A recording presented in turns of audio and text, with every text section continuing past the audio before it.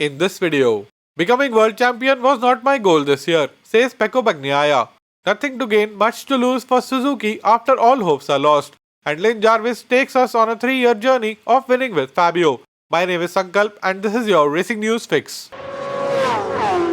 On Sunday, Fabio Quartararo put an end to the title fight by increasing his lead more than the total points remaining to be won. Pecco Bagnaia ended the race in the gravel trap mostly due to the bold front tyre choice, but even with the win at Misano, Pecco would have merely managed to postpone the final outcome until Portimao given the advantage Fabio had. Despite losing the title fight, Pecco Bagnaia is not too disheartened and reckons he will come back stronger next year thanks to all the learnings from the 2021 season. Pecco said, "Last year I finished in 16th in the championship and except for 2 races I was far away. This year was not supposed to be the year to win, but to learn. But everything was easier for me and we did a good job." Fabio had that kind of year last year when he was learning to be at the front, and this year he won. "I'm happy because I'm finishing in the second position. So I don't feel angry about losing this title because winning it was really not our goal. I have learned so much in the last few races. I've always been able to fight for the win, and this is a great step forward compared to where we were at the beginning of the season."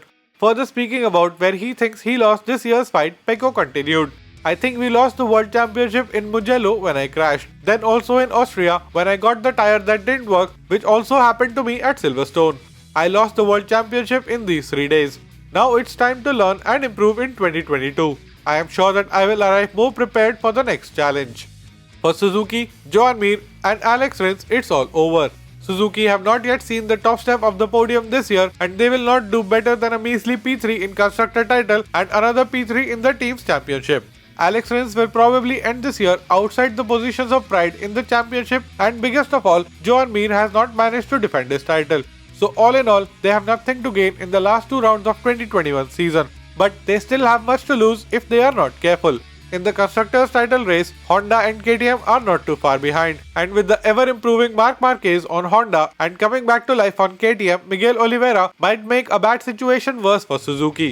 In the team's championship, Repsol Honda and Pramac Ducati are within striking distance. And looking at Marc's return to form, Pole getting more and more familiar with the RC213V, recent form of Jorge Martin, and returning from the arm pump surgery Johann Zarco, Suzuki might end up losing P3 here as well.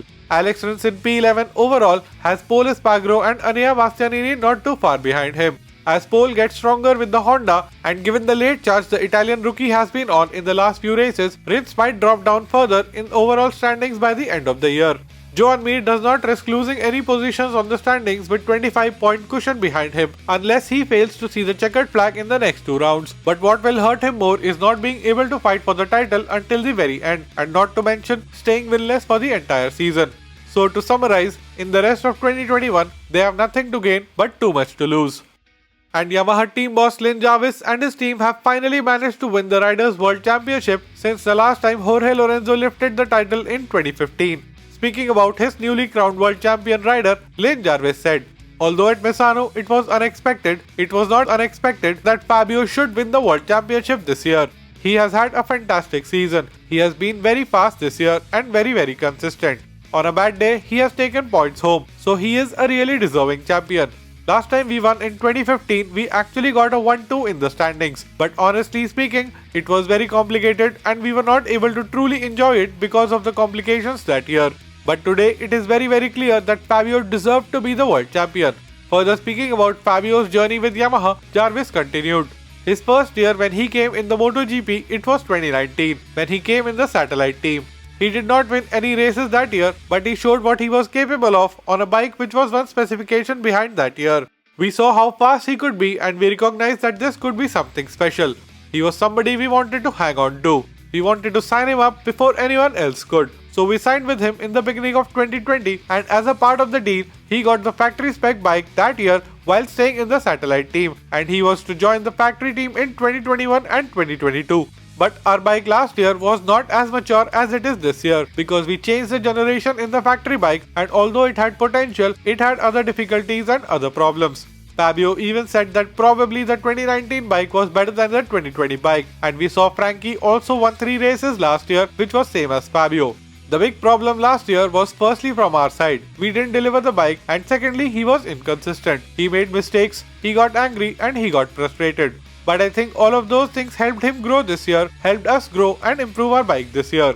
So it's like we all became mature this year. He stepped into the factory team, the bike was better, he was mentally better, and his negative experiences turned into positives this year.